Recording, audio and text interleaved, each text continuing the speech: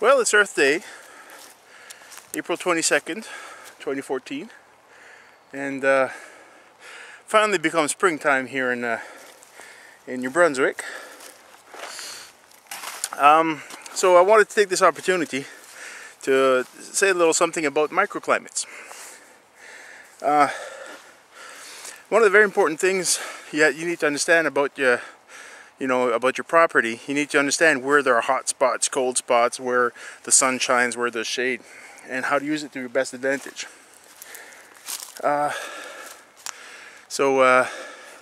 Here's an example.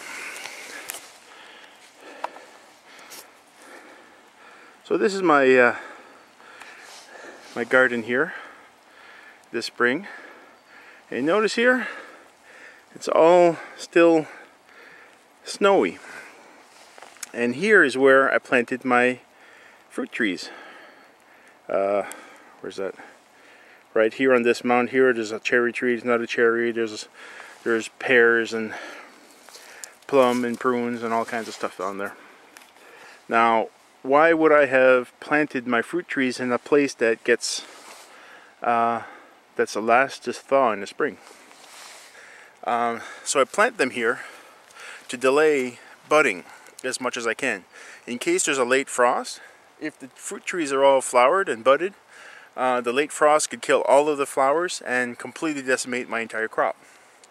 By placing them here, that delays springtime for these trees in particular, so that I can hopefully avoid that eventuality. It's not foolproof. There's sometimes a late spring frost is going to come and damage them anyways. But 9 times out of 10, this is gonna prevent that. Now, the reason this is the last to thaw in the spring is because my property is north-south facing like this, right? So that way is south. So this entire wall of pine trees and spruce trees and jack pine and all kinds of stuff that my neighbor has, they're all on the west side of my property. So all afternoon, where this snow is, that's in shade. So it doesn't get afternoon sun. It gets morning sun, which is good for the trees, but it doesn't get any afternoon sun. So the snow doesn't melt as quickly as the rest of the property. So that's how that works. And here we have it. Why delay springtime for these fruit trees? This is why. Today is April 25th, 3 days after the first part of this video, and we had a snow yesterday.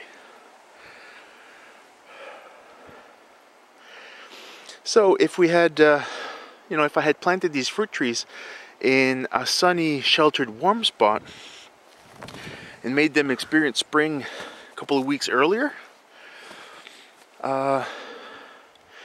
they would have started budding. And with the cold snap that we had yesterday, I could have lost my all the budding fruit tips and had no fruit at all for this year.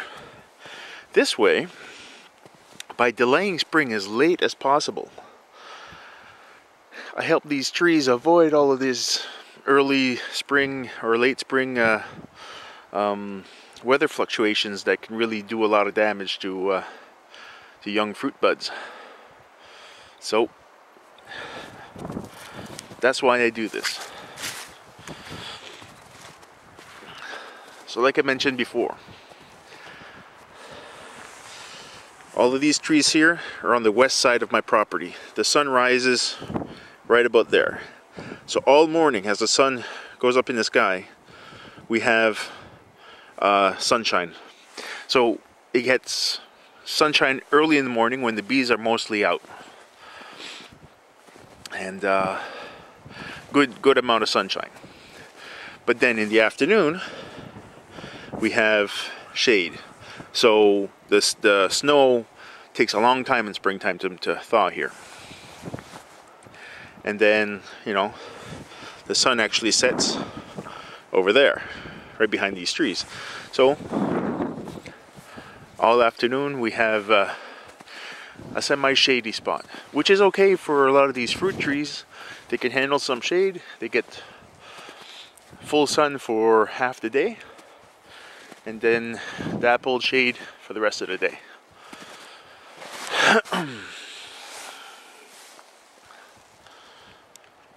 And if you want to know what their fruit buds are, these little spurs here, short little spurs, that's where your fruit's coming from. So it's on year-old wood. So here we go. See if we can get that in focus. That right there are fruit spurs.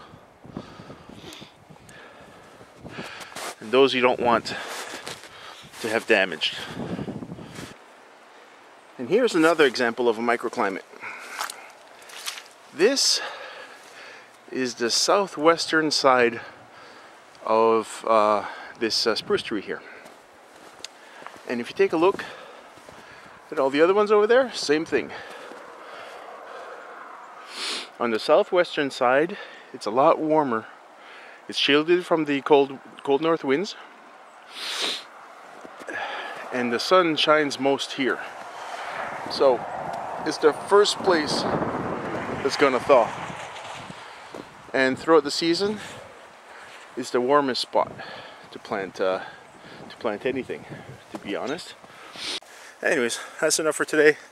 Gotta run inside and make some supper now. Have a great day.